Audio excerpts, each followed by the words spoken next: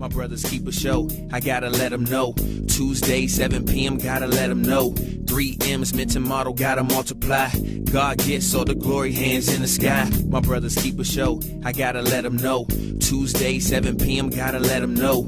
3 M's meant to model, gotta multiply. God gets all the glory, hands in the sky. My brothers keep a show. Introduce the host.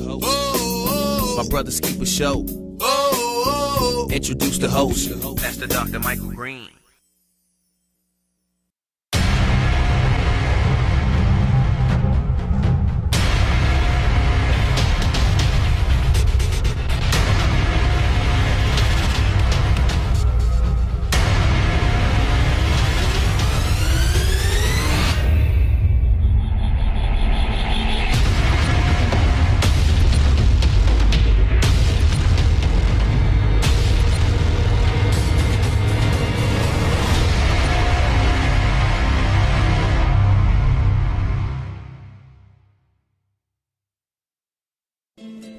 Are you hungry yet?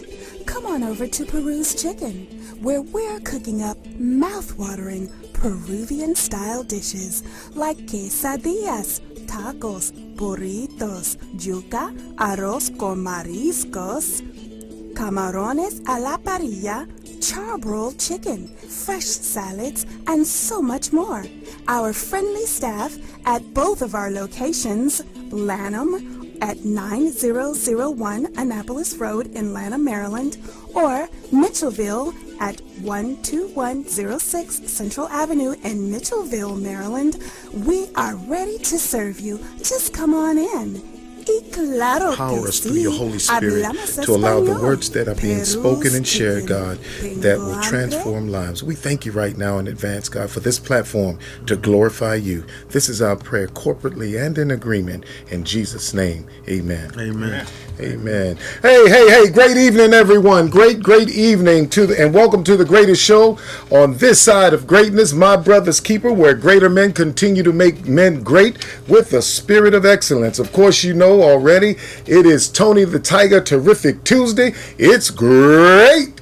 And sitting alongside me on this wonderful evening is my faithful sidekick extraordinaire, Dr. Bryan Champion. And of course, our special guest tonight, Pastor Keith Battle. And we'll hear a little bit more from him later on.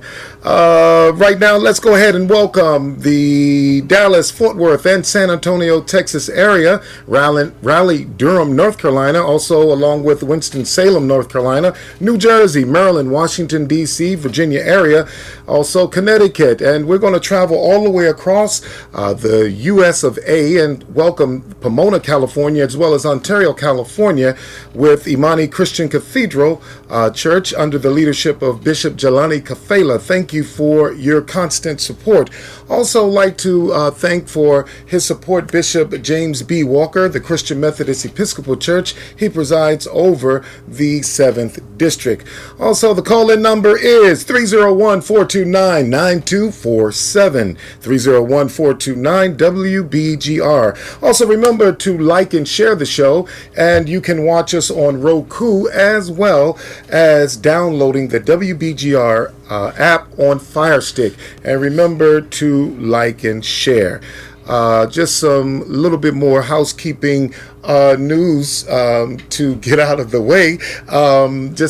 This Sunday, we have Reverend Dr. Valerie Tate Everett that will be coming over to St. Matthew out of North Carolina, and we want to invite the other women over for Women's Day. It's going to be a wonderful service, powerful service, powerful, prolific, profound preacher. Very inspiring, but we're praying that God continue to stir the word in her belly, so as she comes, lives will be transformed. So again, this Sunday, 11 o'clock service, worship experience, you're welcome. Also, yours truly will be cooking for the ladies. Okay. Wow. I'll be doing some. I don't feel the love. I ain't feeling it. I ain't feeling the love. I want to hear what was on the menu. You're gonna be cooking. I'll be cooking some salmon, and I'll be cooking some grits, and I'll be making some eggs and some toast. We're gonna work that out. Okay. Like brunch. Yeah. We're gonna work it out. Man, that's impressive. That is impressive. Yeah. And don't let that be the reason. Salmon cakes? Or? Salmon cakes. Oh, that's what's up. Yeah, salmon That's cakes. what's up. Yeah, I do a mean salmon cake, and it's going down. What goes in it? What goes in it? I can't tell you the ingredients, Pastor. I said can't. that you were going to be cooking some Stouffer's or some Chef Boyardee or something like that. So I'm impressed. Yeah. Not today. We got guests. Yeah. We got guests today. not please. All right. Yeah, but we've already been told to cut down on the banter because people want to get to the topic today. Yeah, I'm sure. Yeah, but also, I'll be making breakfast, man, and invite everyone to come on out. But one thing I did want to mention in the news over the weekend, Morehouse, Robert Smith. I think he's the 167th richest person in the world. Yeah. Paid for the entire 2019 class, graduating class of Morehouse. Wow.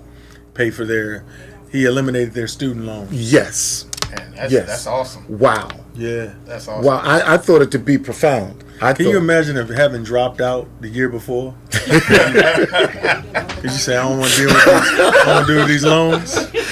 I was 3 credits short. I just can't take it no more.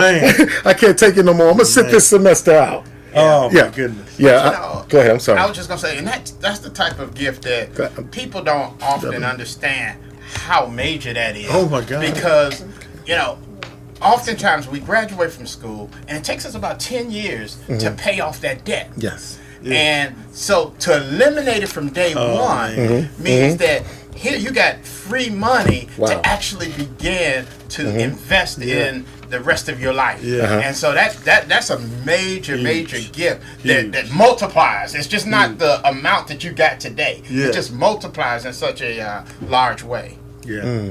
Okay. Well, I'm excited, and they interviewed a few of the young men that were recipients of that payoff or payout, and they were. You saw the real, genuine joy.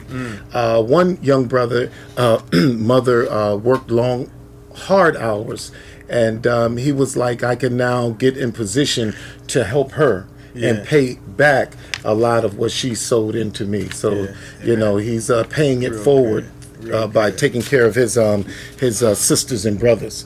And so one thing that we understand, to pay it forward is very powerful. So, wow, paying it forward. For sure. So he paid it forward. Now they're paying it forward. It keeps it secular. It keeps it going. Absolutely. It keeps it going. It's an example. Great example. Amen. Ladies and gentlemen, are you ready? Yeah, you can go ahead and sit up, Doc. Are you ready?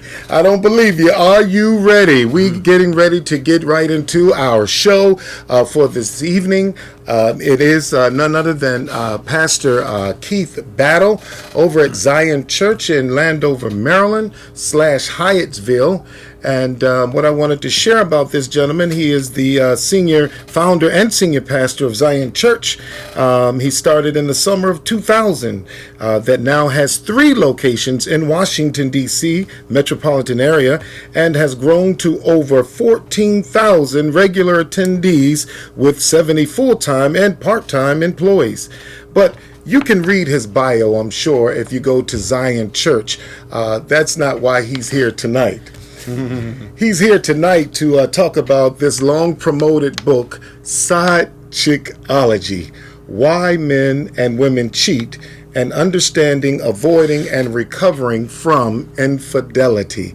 Ladies and gentlemen, Pastor Keith Battle. Welcome, brother. Thank you, man. Thanks for having me. Thanks for having me. Welcome. It was a great introduction. We need to travel together. Hey, 71st employee. Absolutely. I said not tonight, Dr. Champion. Not tonight. No. Disclaimer. Ladies and gentlemen, the views that are expressed here on My Brother's Keeper are not necessarily the views on WBGR, not necessarily the views of WBGR. So we want to, bring Dr. Champion on in already. Messed that one up. I messed that one up? Did I mess it up? Yeah, that's okay. Maybe a little. Okay. But to be good. Yeah, we're gonna be good today. Until you Man, really, with a subject like this, man, I'm all in. It's gonna all be hard in. to I'm be all good. in. Let's hope not. Okay. Oh, yeah. All right. So I love it. we're good now. It's a dark skinned panel. We good. Feel right at home, man. I mean, he tried to slip out on us. He like somebody was a little confused chromosomically with him, but you know, we're gonna let you in, bro. Because the other group ain't gonna let you in. Amen. Hey, You my can't get man. in First there. time. Hold on, my man is on fire. Can't get in nowhere else. We gotta take him, man. We gotta take him. That's right. We need to have a ceremony. Walk him down the aisle or something. You in, All dog. right, I appreciate you. Like, we should put him in the middle. A nice blend. See, so it ain't me. In the middle, man. Put him right So you got pulled past the battle in. It's not me. I'm sorry. Well, on one of I was watching one of your tapes, your videos, and you alluded to you wanted to be a comedian. You had aspiring comedian. Absolutely, man. So go ahead, tell us a little bit about man, that. I didn't grow up in church, man. I didn't. I'm just saying it right now. I didn't grow up in church. I grew up listening to Red Fox, Nipsey Russell, not Nipsey Hussle. Nipsey Russell, I got George you. Carlin, Yeah. Jim Belushi, Dan Aykroyd, Richard Pryor, John, a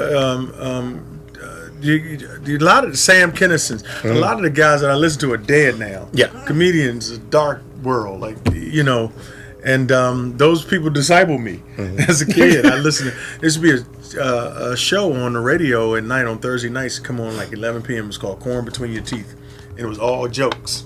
So I listened to that. I had a little clock radio in my room. My mother didn't even know I was listening to it. But I listened to comedy, man. Yeah. So when the guys was getting like rap albums like the Sugar Hill Gang and stuff, I was getting Richard Pryor albums Yes. and Red Fox tapes and stuff. That's just what I resonated to. So I thought that was gonna be my path. Yeah. So watch out. All right. So he hot. And then, you know, when you grew up around here, Mike you had two things.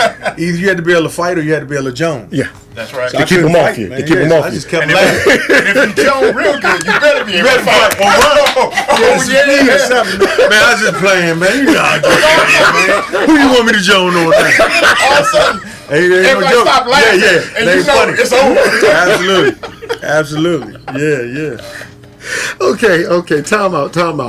I think June is a month of your anniversary. Yeah. Happy anniversary Thank as you. June comes around. Thank you. Definitely, it's going to be 30 years 30 for you. years. Praise 30 God. years. Amen. 30 years. 30 years. My wife stayed. She stayed. Glory to God. Amen. And we'll get more into that, but definitely. Tell me what birthed this book, Side Chickology. What?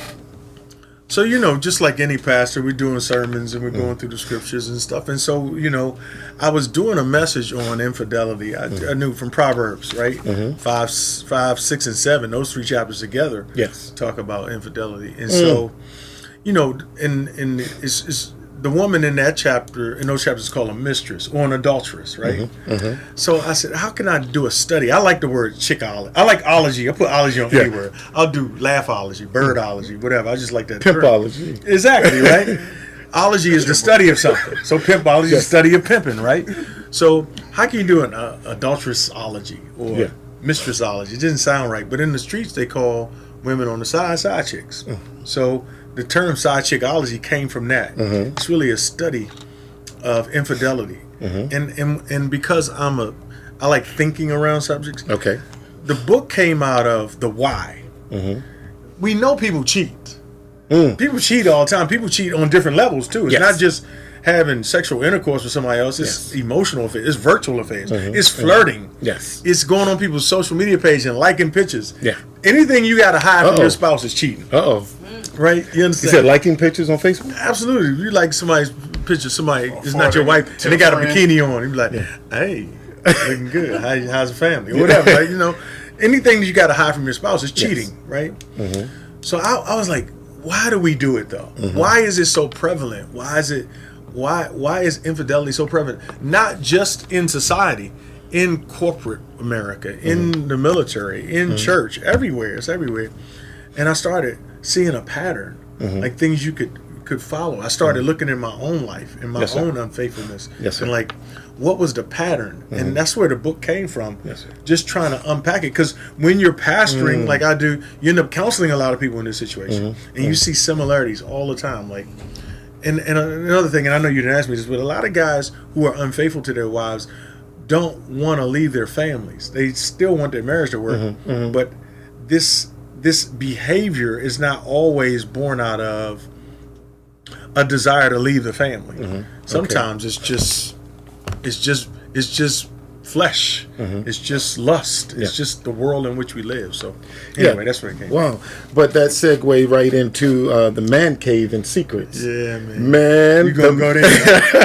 Yeah. I mean, the book, ladies and gentlemen, if you can, Side Chickology, Why Men and Women Cheat, and Understanding, and how to kind of, safeguard yourself from infidelity. Absolutely. But the second chapter talked about the making of an adulterer in that man cave. Yeah, man. That secret place. Yes, sir. Talk to me, Doc. Yeah, man. A lot goes on in the man cave, Yes, right? sir. Yes, sir.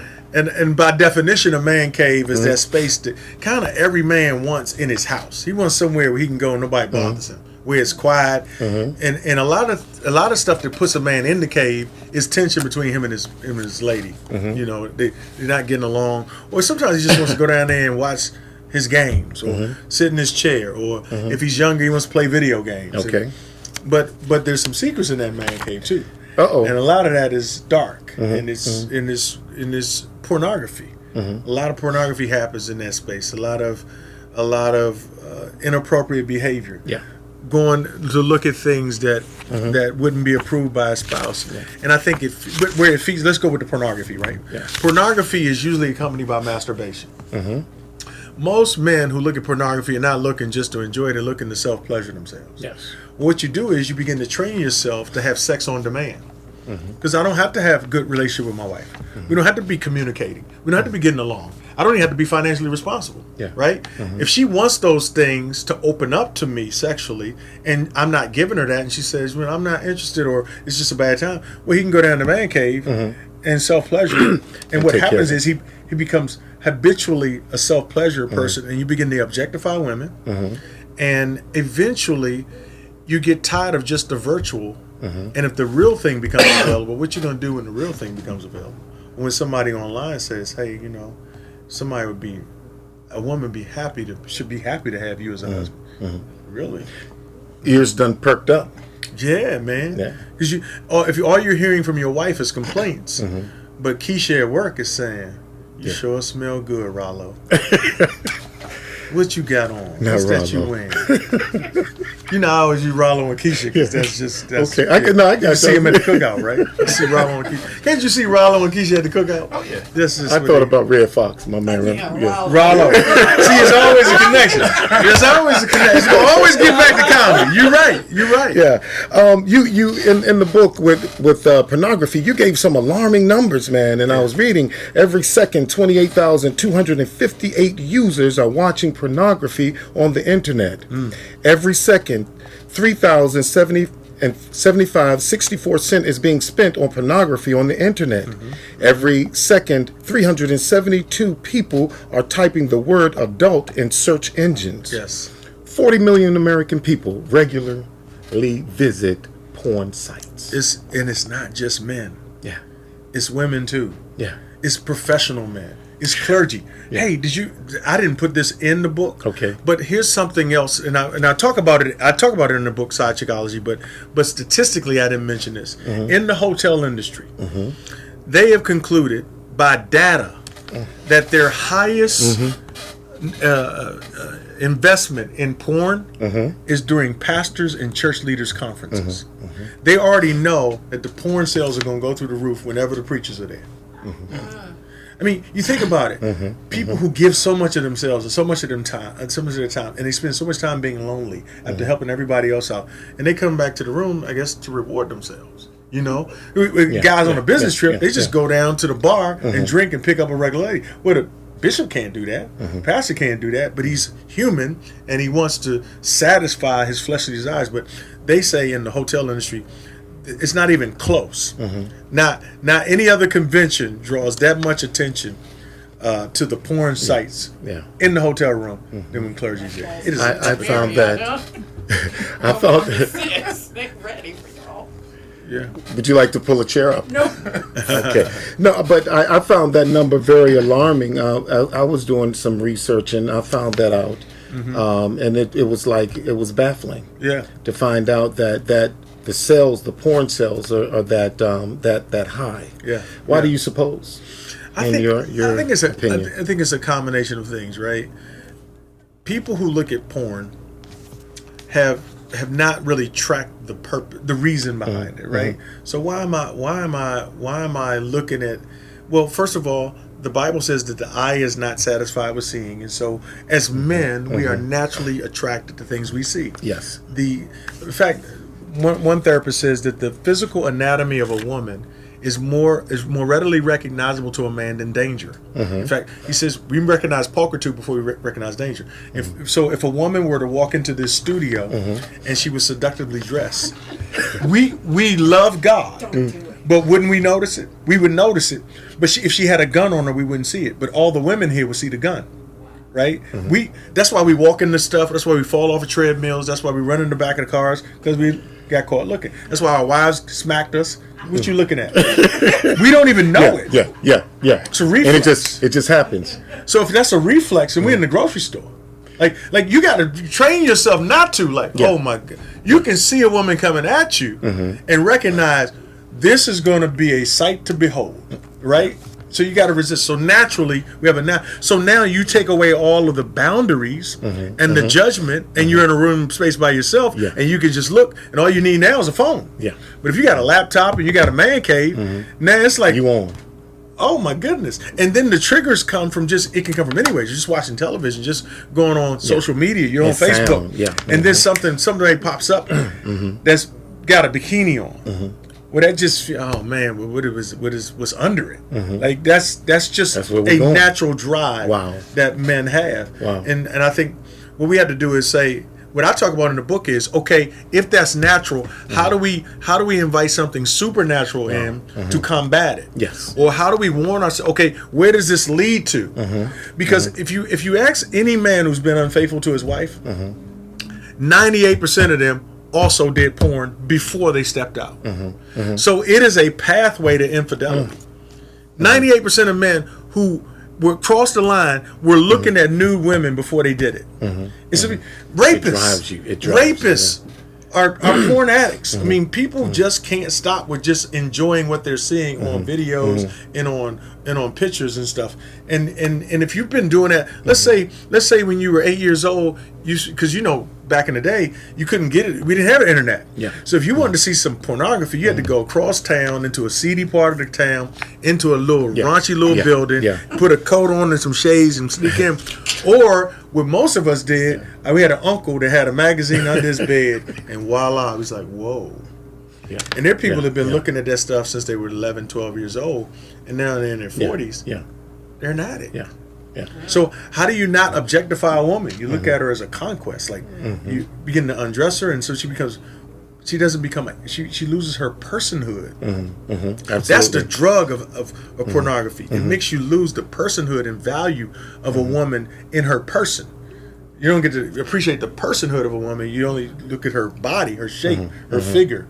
And so women who have class and elegance and an intellect get ignored. Yeah. And the woman who may even have a fake butt and big breasts get all the attention because we've been trained to evaluate beauty based on size and shape. Wow.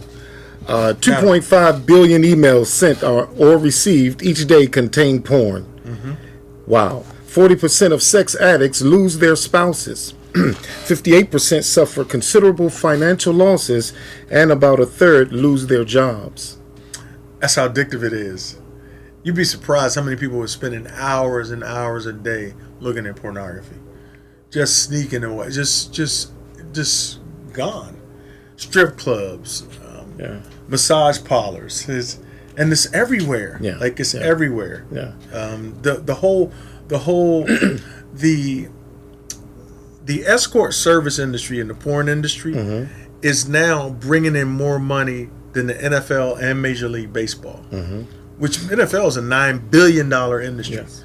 So you're talking about a very lucrative industry is the whole sexual business industry. Wow. Yeah. Where people are getting paid to do this. Yeah, I look at you. We can look at even one of the owners that was caught up in a massage parlor as well. Absolutely. So you know about that story, right, with Robert Kraft? Yes. So you know he got pulled over in a white Bentley driven by his driver. He's in Florida. He doesn't live there. He's in Florida. He gets pulled over because they catch him coming out of the place, so they pull him over. He has a conversation with the police officer about his activity. And kind of, he knows he's in some level of trouble because there's an investigation going on that place. Absolutely. Do you know the next day he was there again? Because he was that addicted. That addicted. Wow. What I'm saying is like Didn't matter. yes, that's significant. Yeah. No, I'm not talking about a month later. Yeah. I'm talking the next day he Yeah. was back there. Hours. And I'm just saying, I'm not even judging him. Yeah. Right? I hope you understand. I'm not trying to be condescending. I understand. That's some powerful stuff when you back there the next day. Yeah. Because he may have gotten off. But here's what I found about infidelity, by the way. What I found about infidelity, people who cheat don't stop at close calls. I need that to sink. People who cheat don't stop at close calls. They only stop at catastrophe. Wait on it. Because when somebody's cheating, what happens, right? Go ahead. What happens is God will bless them with warnings. Like, Yeah. you know somebody saw you coming out their house. And somebody said, hey, so-and-so, hey, man. And you be like, oh, you know. That's like, I need to stop this, man. Yeah. But you know what they do? They tighten up their system. People don't stop until there's a catastrophe. They got to get caught. And I'm saying he is a perfect example. And I don't even judge him. I'm just saying here's a man. He's a widow. He doesn't have a wife. So I guess he's saying I need to go down here because I can't trust anybody who would marry me for anything less than my money. Again, I'm not justifying. I'm trying to. I don't know how to get in his head. But you got to be able to think about that. This man just got pulled over. He was back there the next day, and I think that's why they said, "Man, we got to do this to you." Wow. Next day. Wow. Can you imagine? But think about this. How many guys listen to this right now, right? Okay. Their wife pulled up on them and say, who is that you talking to? Like, I ain't nobody, man. I work with her. Right? Yeah, and he busted because 95% of people who are confronted with infidelity deny it at first. Ain't nobody going to say, you got me. You got to have evidence that's undeniable. You got to have like DNA. Oh, no, man. It wasn't me. Right. That don't look like me. You know I got a mole right there. Wasn't me. Hey, right. It wasn't me that you caught on the bathroom floor. Right. That wasn't me. And how you know they didn't push me down on that floor? How you know somebody didn't knock me in the head? Like so nobody's going to admit it, right? Yeah. But you would think when he goes to talk to the side chick, he say, "Hey, my wife, I think she wants us. Let's cut this off." No. You don't cut off infidelity with close calls. Yeah. You cut it off at catastrophe, which means you didn't cut it off. It had to be cut off. Yeah. It had to be exposed. So now you're Matt Lauer and you lose $28 million a year on him. What's that morning show Matt Lauer's on? I think ABC Today, Good Morning America, whatever. $28 million a year. Like this is all over the world because the higher up you are, the less wiggle room you had to cut up like that. Because America is hypocritical. America is sleeping around everywhere. But if you have influence or affluence, or you're in a public office, public servant office, like in politics or a preacher or community leader, if you are caught cheating on your spouse, you're done. They have no mercy for you. Like he's fired. That's true. You know, I'm reminded even with Marion Barry. Oh my God. You know, but the tape and everything. It clearly he wanted. He didn't want the crack. He didn't want the crack. Well, let's. He did it. He wanted the crack. He didn't want to smoke. He didn't want the crack. All right. I know. Well, is this PG or? We real. He wouldn't have went in that hotel room with us. Let's go upstairs with some crack. No. He kept on grabbing for her. Absolutely. And she kept on putting the crack in front of him. And he said, let me go ahead and do this crack and we can do what we got to do. And that was the thing. In order to get what he wanted, he was willing to do something that he really didn't want to do. Absolutely. Yeah. Because he was trying to gain position. She was like, once we do this, we can't. He hid it in his pocket. Yeah. Because she even said to him, she said, you smoked it that quick? He was like, yeah. And him hiding it in his pocket was the reason he got convicted. You must have had a different version of the tape than me. No, I just watched it many times. He's got the original. He was there. He got the original. I watched it many a times, and I'm not going to get into all that. We'll talk about that later. But he put it in his pocket, and that was the one thing he got convicted on was possession for what the rock he called himself hiding. But he was trying to. It was the bottom line. He wanted that woman. But as Pastor, as you talked about the warning sign, he had been warned many times before, and I believe at the time it was DeGeneva was the Attorney General at the time in D.C. They were after him, and they had put many warnings.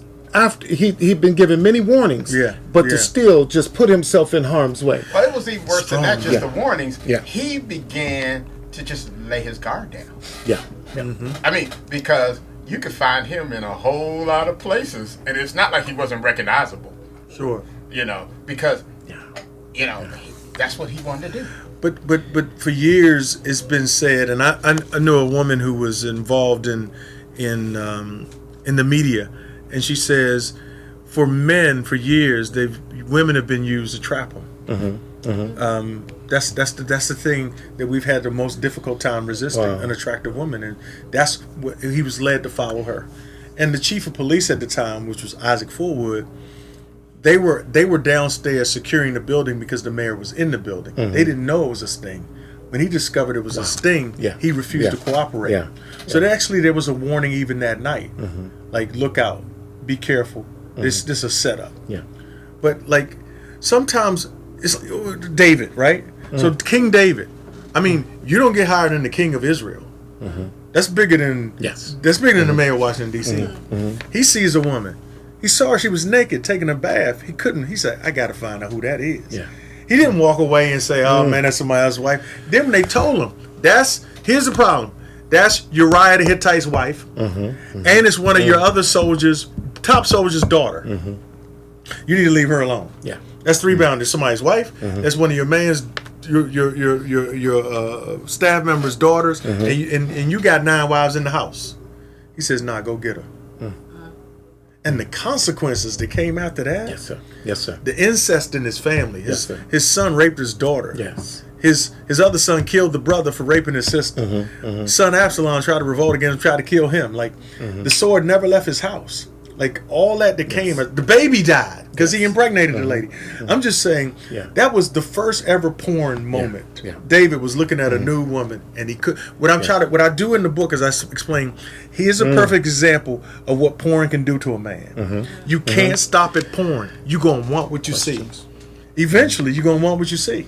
You're going to want to come from behind that screen. Okay, but right now, I just want to thank you for watching the show. Also, if you have questions, please, the telephone number is 301-429-9247. But in an effort to really get to your questions, please post them on the line in Facebook, and we can get to them as soon as possible. We got more comments right now.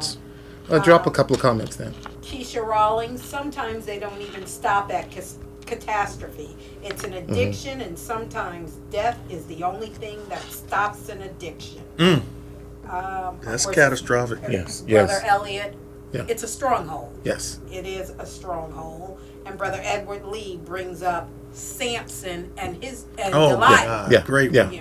Great one. And really, when you start looking at that, it's like, it calls you. Sin takes you further than you want to go, and it keeps you longer than you intend to stay. Well, and one of the biggest things we always got to look at when things like this, and as men, something we do all the time. I got this. And so we never own up to the fact that it is really bigger than we can handle. So I got this. I know what I'm doing. I'm not crossing the line yet, or I haven't done this yet. And so what happens is it continues to build upon it. And we even justify to ourselves at times that we haven't done anything wrong, but maybe we haven't done anything wrong yet. But we're building that ladder toward the wrong. If anything I'm hiding is already wrong. anything I can't do right in front of my wife, I'm already wrong. It's just it's levels of wrong. Right. A conversation. Yeah. If I can't have, this conversation couldn't be right in front of my wife and you and us. If I got to say something like, I'm wrong right there. Like, I haven't done anything. We didn't take our clothes off. We didn't do. Yeah, but you it's called grooming. In the world of pedophiles, they call it grooming. They groom kids, and they make the kid feel like this is a friend, and buy them gifts and everything. But with adult infidelity, it's still grooming. Yeah, you really you play games with a person. I talk about it inside Chickology. What you do is you play games with a person to see where this will go. So you'll make a statement to say it's like. You throw something out there to see if they take the bait, but it's safe enough that if they take it, if they get offended by it, you say, "Oh, I ain't mean that." Yeah, what you talking about? That's in your mind. Yeah. But if they take the bait, then you know, we might have something here. Yeah. It's all game. It's game, right? It's game. Yeah.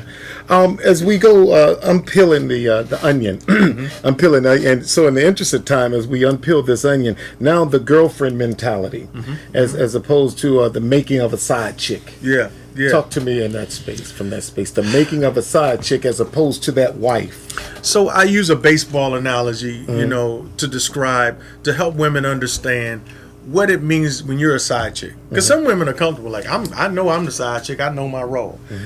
But when I give this analogy, it kind of sets a different spin on it. Yes. And this is what I say. In the game of baseball, they have two teams, and both teams sit on opposite sides of the field. On the team, the starting pitcher sits in what is called the dugout. If he's not on the mound, he's in the dugout, right? But they have something called relief pitchers that sit out in what is called the bullpen. Yes. They're not sitting with the team. They're not really in the field of play. They're outside of the field of play in something called the bullpen. They're called relief pitchers. Starters sit with the team. Relief pitchers sit in the bullpen.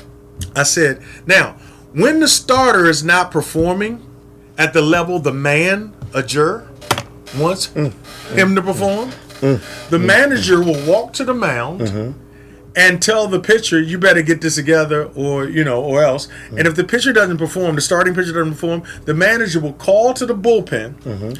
And when he walks out to the mound, he doesn't even say the relief pitcher by name. He points to his left arm or his right arm. That means I want a left-handed pitcher or a right-handed pitcher. He points to a body part.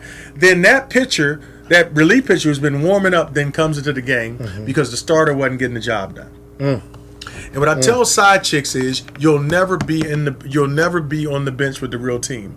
You're a 1 a.m. relief booty call because the starter wasn't satisfying the manager. And the manager always calls you in for you're not a relationship, you're relief. And when a woman has that mentality, she's got to have a mentality that I'm more than just relief. I'm worthy of a relationship. I'm worthy of being a full-time, fully vested woman in this man's life. I am not seconds to a man's hungry, avaricious appetite. Because some men are not even displeased with their wife. There are men who can have sex with their wife. They can go out and have sex with the side chick because they, in their mind, it's just like, what's that place? The Golden Corral. It's all you can eat. Smorgasbord. Just I want chicken and steak. But even as you talk about, you talk about the relief pitcher not sitting even with the team. That relief woman is never going to be a part of the family. She's not even really a part of the family. Rarely. Get, the interaction with the family. He's rarely. She has to understand. And I'm saying, and she'll never have her own family. You'll never be first when you're always comfortable being second.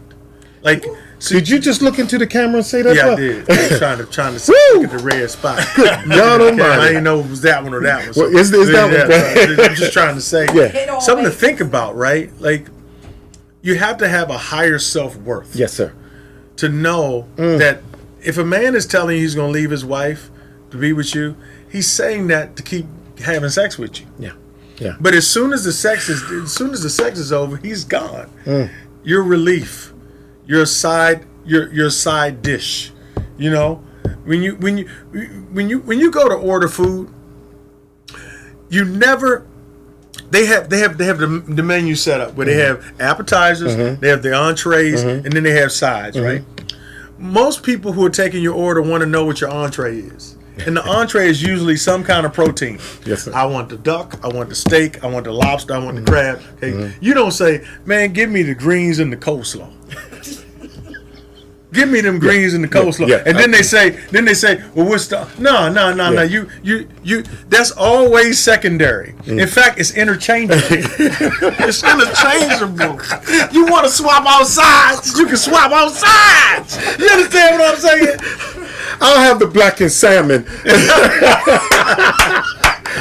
With no sides. with no sides. I'm good. With no sides. yeah. But even man, this is going too quick. This time is going too quick. But in the interest of time, I want to really one thing that I really appreciate about your transparency is that it does transform. Your transparency about the infidelity, and you opened yourself up. You were just that vulnerable. Yeah. Talk to me from that space, brother. Man, it felt good to just tell my truth. To me, it was heavier to hold it than to tell it. You know, all the people who were important to me knew what I had done anyway, like my wife, my pastor, my counseling, my team that helped me work through it and recover. But, you know, to be able to tell my church, I wanted to tell my church and the community because I didn't want them to think I was writing this about other people only. I wanted people to see what infidelity did for my marriage. It strangely made it better. Like my marriage was so bad. My wife and I were so disconnected that what this did was it actually annihilated a marriage that was already bad. Because some marriages just hanging on, especially people who are Christian, who are in the faith space, because we don't believe in divorce. We just kind of hang in there. And especially when you're in church leadership, you're like, well, we can't do this. It's going to mess the church up. We just miserable. We're going to mess the church up. Split the church. Can't do that to the church.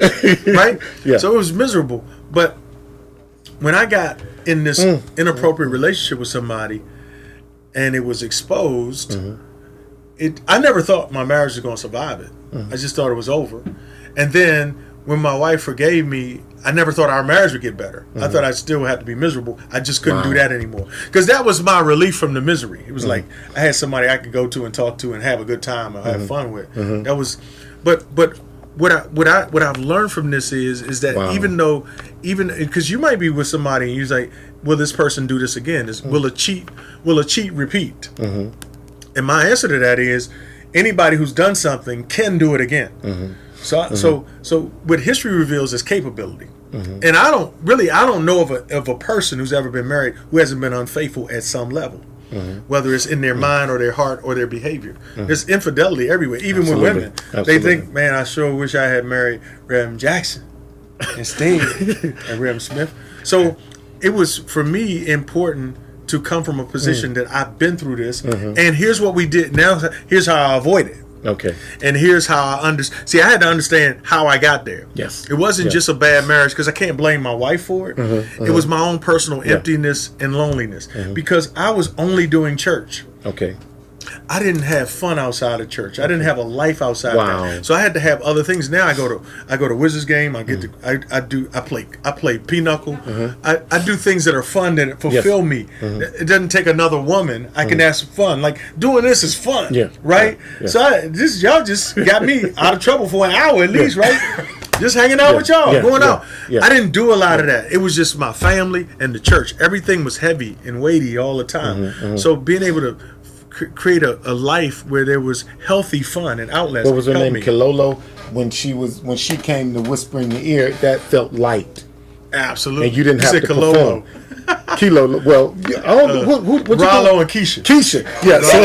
Combine the two. Okay. Yeah. Now I don't have women in my life who do that. I got guys. Yeah. We have guys in my church. We play Monopoly. Okay. We play all night. Man. I'm competitive. I would never do that. I would never. Okay. I would never go out of the house for to 2 or 3 in the morning and do anything. Yeah.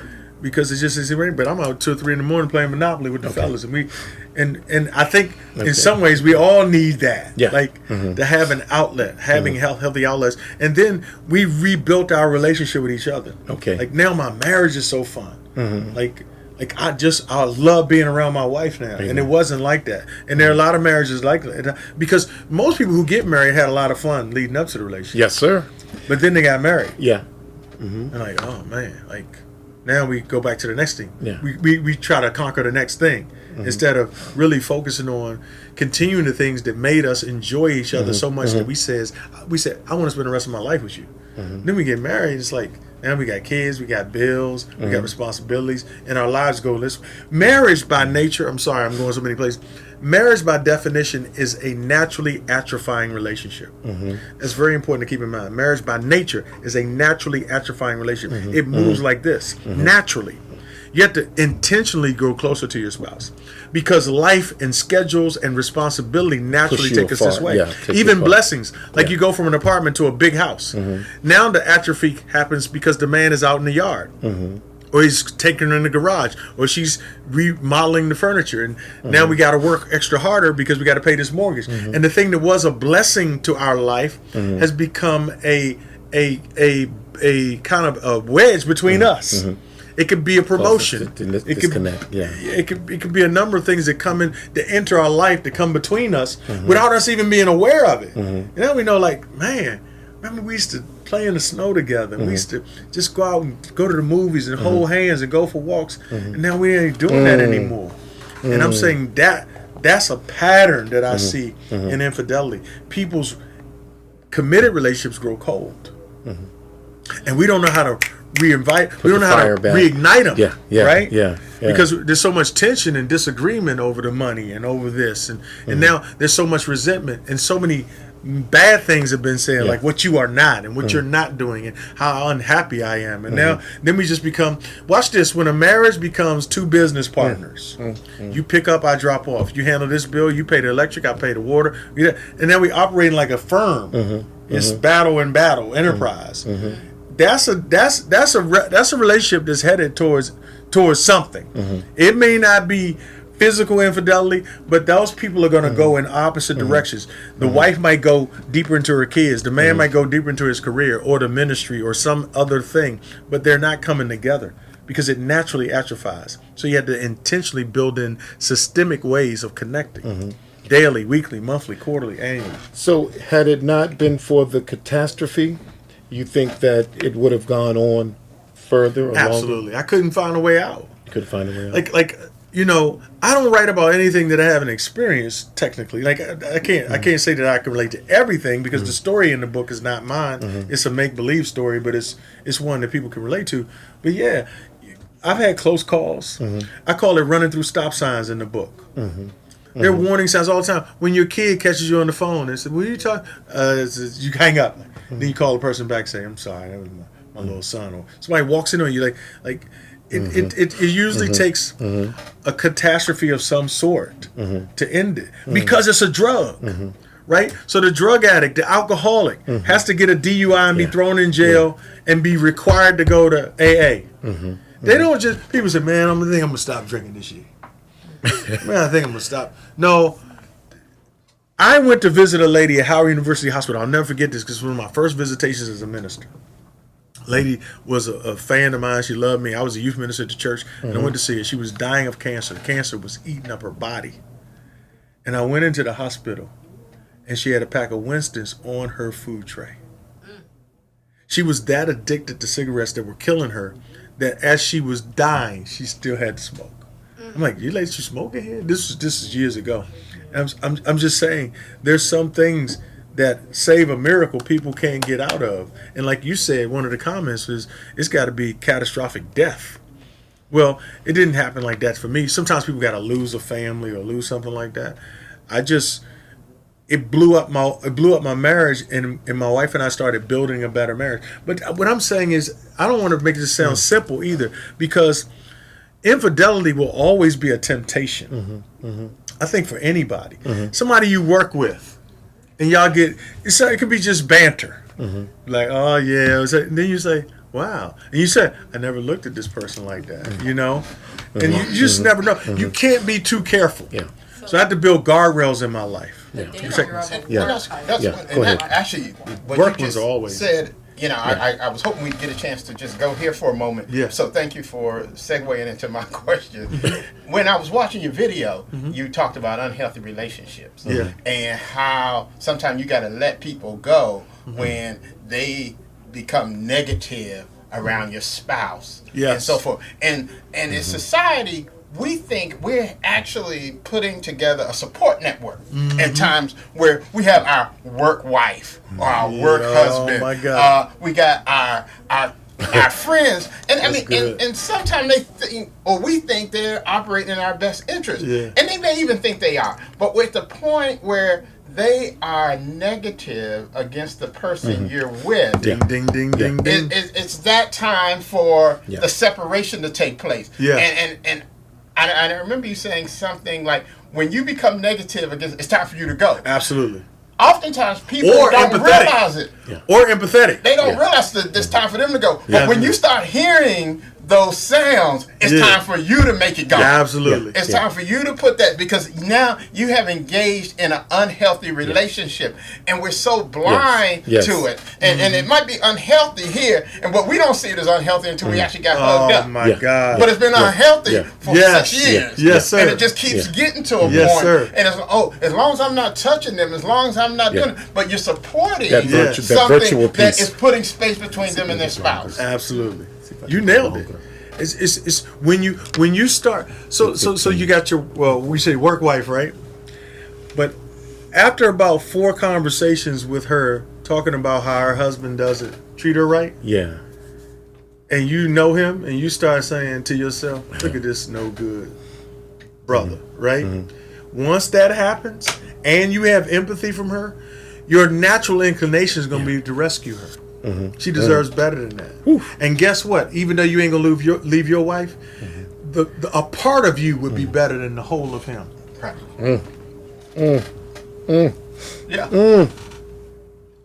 Because at least, even though I can't be full time with you, I can show you how a man should treat you.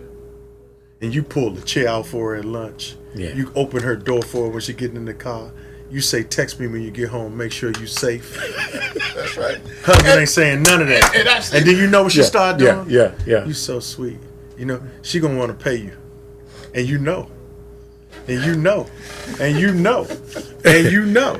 And You hit it on the head. and And it's everywhere. Yeah. It's everywhere. Yeah, We can act like it's all over the place. Sometimes it's man. intentional, and a person's playing on that. Absolutely. But then other times, Before you know it. it just creeps up on you. Yeah, but man. you have to see the signs and Absolutely. recognize the signs and pull away from that. Yeah. You know, you tell somebody your wife don't cook, and all of a sudden she start bringing you her Oh, leftovers, man. Yeah. you know, Or something. to lunch, and you know, What about this though? When she discovers what you really like to eat and makes the whole thing, it ain't even leftover. I cooked this for you.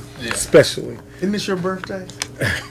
black and salmon. This when you know this when you know it ain't right. When you don't take it home. That when you know it ain't right. You know you ain't taking it home. Yeah. You better not take that food I home. know that's Who right. you get this from? No, or you got to share. It's like, look, if you wanted something to eat, you would have cooked. Yeah, man. But The comparison is deep. That's absolutely. it, No, you hit But I see that again, how it sneaks up 6 on minutes to the 8 o'clock hour. Talk to me about ribology. Oh man, you know I like ology words, right? The Bible says when God said before Adam said he was alone, Adam didn't know he was alone. Yeah. All he knew was he was him, God, and animals. Yeah. God says, "I'm gonna make a helper suitable for you." Yes. Put Adam to sleep, opened him up, took out his rib, and made a woman. So we know that a woman comes from a rib, right? Which means that she was at an etymological root. Conception and creation, she was created relationally. She came out of a man. Yes. We came out the ground. We earthly, we worldly, we just out in nature. Yeah. That's why we like man caves in the basement. She came out of a man, so women are naturally relational, right? But ribs have a purpose. Yes, sir. Ribs control breathing. Yes, sir. The intercostal muscles in the ribs actually control exhaling and inhaling. And so women can actually take your breath away, or they can be the wind beneath your wings. Come on, Doc. They have that kind of power. Yes, sir. Ribs also provide support. If you lose your ribs, if your ribs were removed, your whole upper torso, your back, and your shoulders would collapse. So ribs provide support. What do men complain about a lot? My woman don't support me. A woman has the capacity to be the man's biggest cheerleader. Bravo. for the 3 minutes that he's out in the world, just like a boxer, fighting against systems, fighting against racism and discrimination. Then he gets to come home into his corner like a boxer for 1 minute to get encouragement. You the champ, you the man, you can do it, some water. But what happens when he goes to his corner and there's no love, no support, there's silence, no dinner, nothing, right? You know what he wants to do then? He wants to go to a neutral corner. It's called happy hour. Happy hour is the 1 hour between the hours I hate at work and the hours I hate at home. It's the 1 hour I can be happy when I'm drunk. I go drunk happy again. hour. Or I find another corner that ain't neutral. That they cheering for me. Because I'm the chaplain for the Washington Wizards, and some of those players that make millions of dollars don't want to play for the Wizards because the fan base is so fickle. Nobody wants to play for a team when you're getting booed. And nobody wants to go home when you're not getting cheered. Yeah. That's the power of a rib. Yes. It protects the organs too. Women are protectors. Ribs protects certain organs. And I think women are designed to protect. So what we didn't see as a danger, your wife always sees. Women always know who you can't trust. They know they can pick up a woman, they can pick up on like, I know she ain't right. I do not trust her. And you're like, oh man, that's just Cassandra. I know Cassandra. I'm telling you what I know. I don't want her around us. I don't want her around us. My wife has never been wrong about another woman. They have insight. So we have to trust. We have to You gotta trust what they're saying. Because they know. Build the trust. Remember God was about to kill. God was going to kill Moses. Just called him. He called him in Exodus 3. Going to kill him in chapter 4. That was a quick ministry. That was a quick ministry. He was going to kill him. And Moses didn't know why he was dying, right? His wife circumcised the 2 boys, threw the foreskin at his feet, and said, "You're a man of blood." And God stayed his hand. His wife had insight he was the one that met God at the burning bush. Women have insight. They see. Saved him from David. They see. Y'all see. Remember Pilate? His wife says, "I don't know what's going on, but don't mess with that man. Don't mess with Jesus."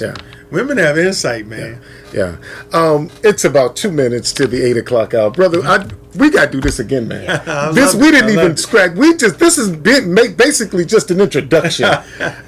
When can we connect again? I'll get with your people. You get with my people, and man, we got to get you. Well, I'm honored. Well, since you're here and my people are here, we can go ahead. Everyone's I don't have any saying, people, so book him for next week. But I know your Bible study is on Tuesdays, though, right? Okay, we're gonna have to. Zion, can y'all excuse him one more Tuesday? Amen. But parting words of wisdom and sharing, just something that you want to share with the audience.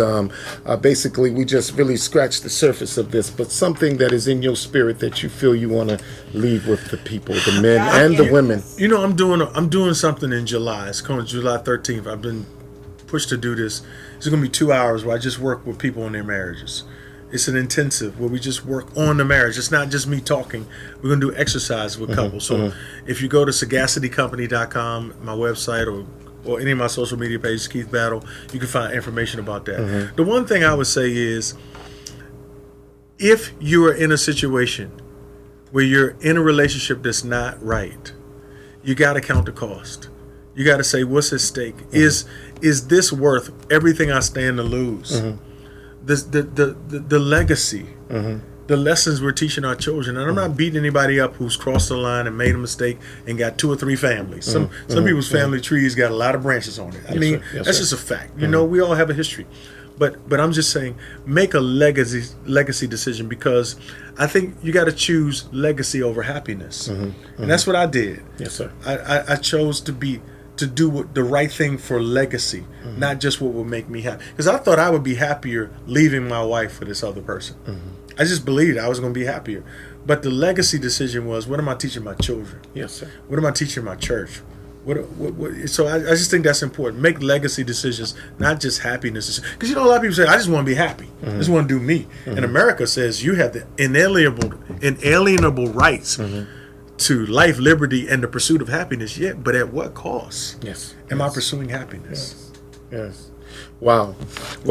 Hey, you know, again, July 13th is called the Effective Love Marriage Workshop. Thank you. Yeah. Ladies and gentlemen, our time is up, and we definitely thank you for yours. One thing that really rings in my spirit as a man, whatever we don't manage, we lose. Adam lost the garden, but Christ redeemed it. But whatever we do not manage, we lose as men. And my prayer is that you effectively manage. You find you a mentor, someone who is doing what you're trying to do, and where you are falling short, to find that help. Get that help that is necessary to fortify your walls of your marriage. Again, thank you so much, and we're looking forward to getting Pastor Battle back again. We merely just scratched the surface of Chickology, and you can pick this up at Amazon.com. Amazon.com. Also, I'm sure he has it over at Zion Church, his church location, and Reed Temple, where Reverend Joseph Deck book is. But definitely get the book. It's a great read, and it will help you to fortify the walls of your marriage. Well, again, our time is up, and we definitely thank you for yours. Thank you for tuning in, whether it was by Facebook, Roku, Fire Stick, and Apple is coming next. So definitely. And the rebroadcast, you can check us out on My Brother's Keeper YouTube, and just go right in and check us out. This will be playing. So, when good men stand together, they become greater. I am My Brother's Keeper, and see you on the other side of greatness. God bless you. We love you. Brothers Keeper Show, I gotta let them know. Tuesday, 7 p.m., gotta let them know. 3 M's, mental model, gotta multiply.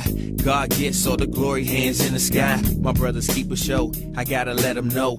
Tuesday, 7 p.m., gotta let them know. 3 M's, mental model, gotta multiply. God gets all the glory, hands in the sky. My Brothers Keeper Show. Introduce the host. My Brothers Keeper Show. Introduce the host. That's the Dr.